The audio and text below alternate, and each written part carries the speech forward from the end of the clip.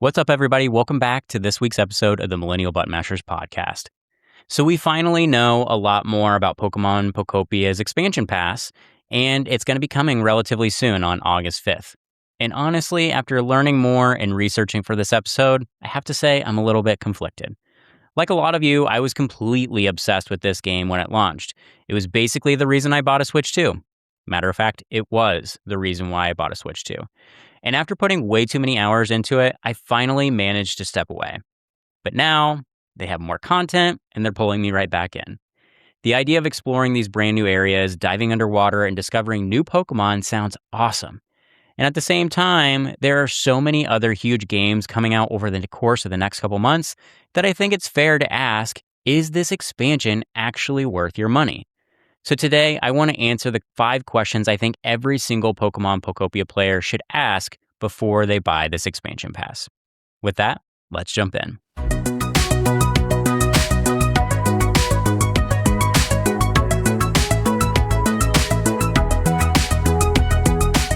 All right, so the first question that's probably on everybody's mind is, what does this cost?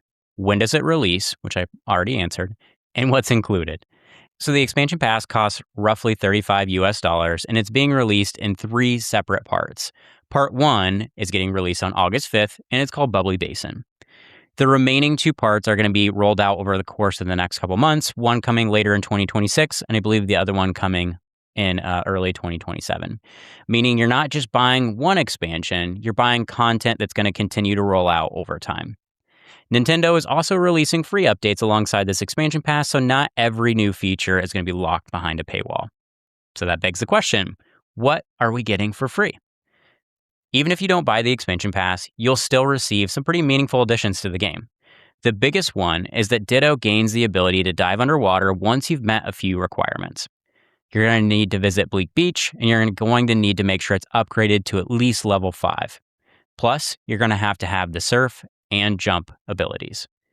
Manaphy teaches the new diving skill, allowing everyone to be able to explore parts of the existing areas that were previously inaccessible. If you guys remember, Ditto would be able to go into the water, but once they were underwater for a certain amount of time, they would have to come back up to the surface and get air. And what's really cool about this free update is it's actually pretty generous because it's allowing more exploration, and I think that's probably one of the strongest parts of Pokopia. So while paying players do get brand new content, everyone gets a reason to jump back into the game. Then that begs the question, what do you get with the expansion pass? And I really wanted to do some research here because personally, I'm on the fence about getting this as well. But this is where most of the new content lives. So the headline feature is an entirely new biome called Bubbly Basin. Along with this comes underwater farming, including watermelons, new furniture, additional cooking recipes and smoothies, more missions, more Pokemon to discover, and also some underwater building letting you create floating homes and structures beneath the ocean. But probably my favorite addition that I realized was the deep sea exploration. So unlike the brighter underwater sections, the deep ocean is almost completely dark. You'll have to place glowing coral throughout the environment to light your way, almost like placing torches while exploring caves or dungeons in Minecraft. That mechanic alone sounds like it could make exploration feel completely different from the base game. And yes, you also get some Ditto wallpaper. I'm sure there's somebody out there that's incredibly excited about that. It's not me, but, to each their own. So question 4, you probably are asking, so Dylan, this is part 1, what about parts 2 and 3? Nintendo has shared a little bit more about what's coming later, but part 2 focuses largely on Pokemon accessories, things like hats, bow ties, and other cosmetic items. Personally, this is where my excitement drops off, I'll be honest. Cosmetics are fun, but they're not something that makes me want to spend more money on a game. Even more disappointing is that Nintendo has already confirmed part 2 won't introduce a brand new town. Thankfully, though, part 3 is expected to include a completely new town, which is much more exciting.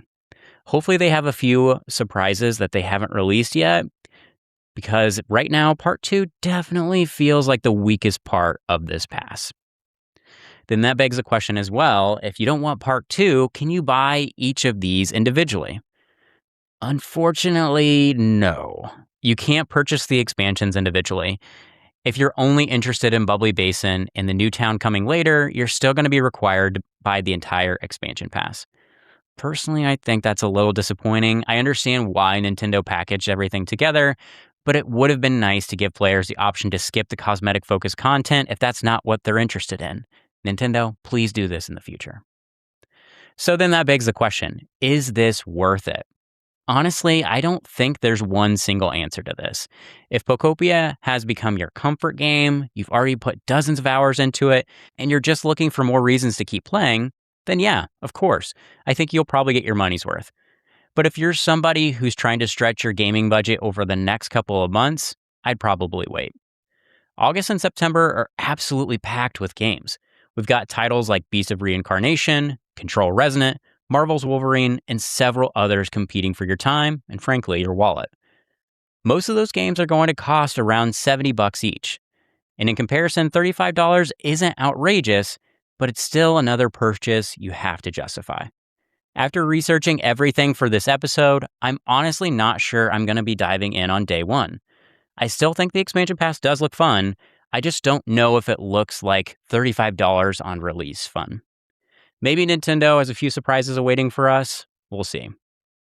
But that's just my opinion. What do you guys think? Are you picking up the expansion pass on launch day? Have you already purchased it? Or are you planning to wait and see how much content is actually included before jumping in? Let me know down in the comments because I'm genuinely curious where everyone lands on this one. And if you enjoyed today's episode, I'd really appreciate if you'd leave a like, subscribe to the channel, and share the show with another gamer who might enjoy these conversations. My goal with this channel has always been to create a place where we can get excited about games, have honest discussions, and maybe bring a little positivity to gaming without all the constant doom and gloom. Thank you so much for listening. I'll catch you guys next week. Until then, stay safe, stay gaming.